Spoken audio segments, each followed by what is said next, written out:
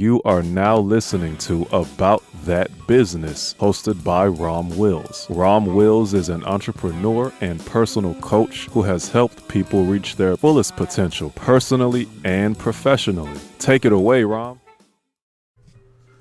Welcome to the Sunday morning simulcast with Rom Wills. Change the water. You know what? If you have an aquarium, right? You have an aquarium and the fish are acting real funny, sluggish, they ain't doing their bopping around like they used to. You probably need to change the water in there. And anybody who owns an aquarium know you got to change the water constantly anyway, right? It's the same thing in life, right? If you going through life and stuff is just not working for you, right? You don't like your career or your job or whatever you're doing to survive. You don't like your relationships, and especially if you don't like your living environment, and it's starting to affect you emotionally, you might have to change your water. And because a lot of times people try, because of their circumstances, they in a certain environment and they feel, they just, for whatever reason, they can't get out of it, right? Or sometimes they don't even think to get out of it, right? They gotta change it. You gotta change your environment. People don't realize that. It's like, in that environment, it could be where you live. It could be the relationship you're in. It could be your circle of friends. It could be the job you have. You have to think about it because you cannot separate your environment from who you are. You can't separate. If someone wants to know why the fish are behaving a certain way, right? If they want to know why the fish are behaving a certain way, they need to check the water. There's a saying, crabs in the barrel, right? If they say there's a saying, crabs in the barrel, and the saying is, a crab try to crawl out, others pull them back in, right? And really, those crabs are pulling them back in because they're trying to get out. But why are they trying to get out at first? Because the environment's very hot. It was like, they just climbing over each other and everything is not conducive to them. People don't think about that. Like, I remember I read about a gentleman, right? I'm not going to call his name, but supposedly he was living in the big city, right? And this is a common story, right? This especially in the black community back in the day, right? You may have somebody there in the city or something, and they're just cutting up. In fact, I got another story about that, more specific. They're just cutting up and everything, right? Getting into trouble. So their relatives will send them down south. They'll send them to like a more rural area and stuff, and usually they get straightened out. And I remember a woman told me that one time she had a nephew that was just a bad kid, jumping around, doing all this stuff. But they took care of him for a week, and he just changed his whole thing. And the only thing, it wasn't his personality. It wasn't just something inherent in him. It was the environment. That's why you get some kids, if they in the worst neighborhood, right, worst environment, they could change up. They're going to get caught up in certain stuff.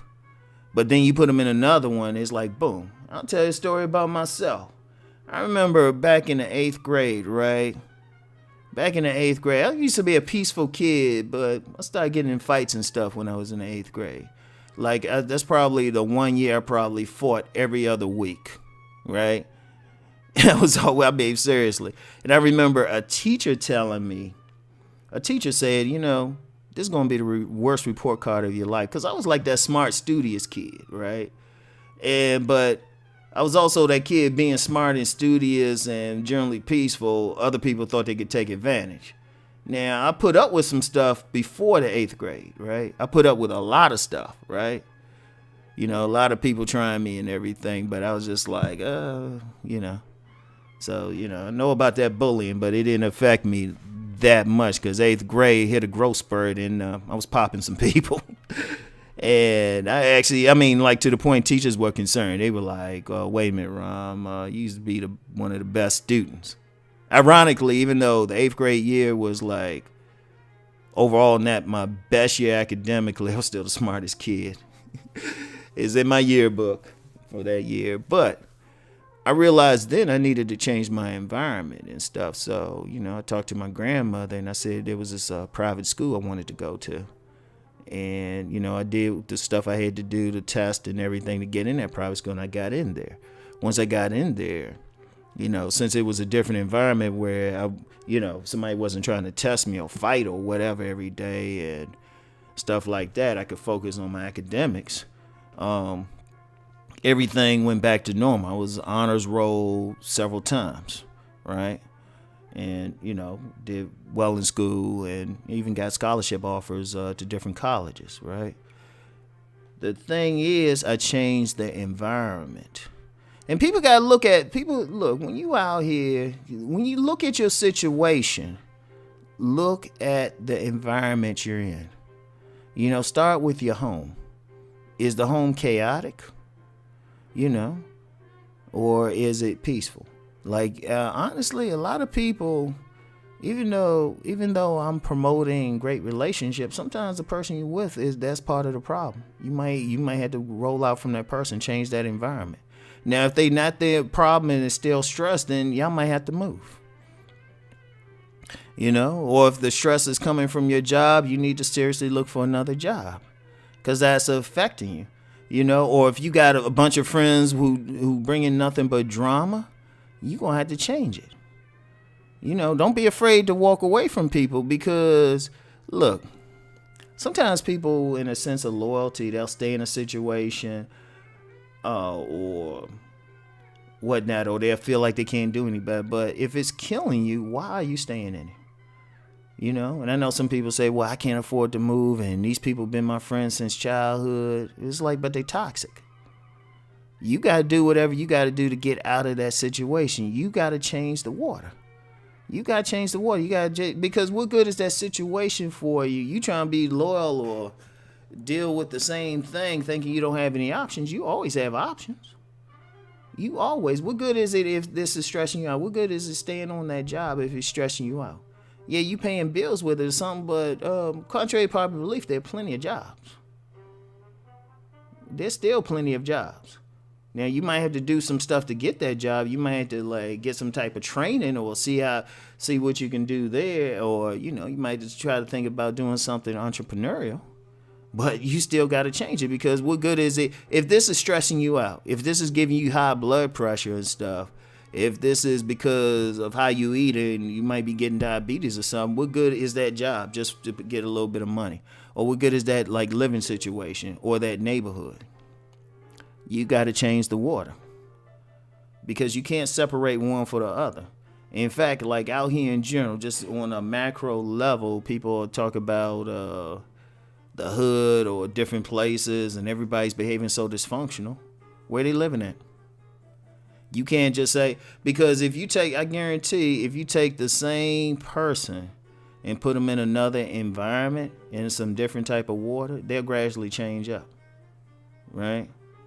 They'll gradually change up, and that happens a lot. That's why you get a lot of people who come out of bad neighborhoods and they will never go back, because they realize they seen something different. They seen a different environment. It wasn't conducive. You can't separate the water from the environment. Like, if people, even with I'm known for talking about relationships. The one thing we got to talk about, the environment that these relationships are happening in.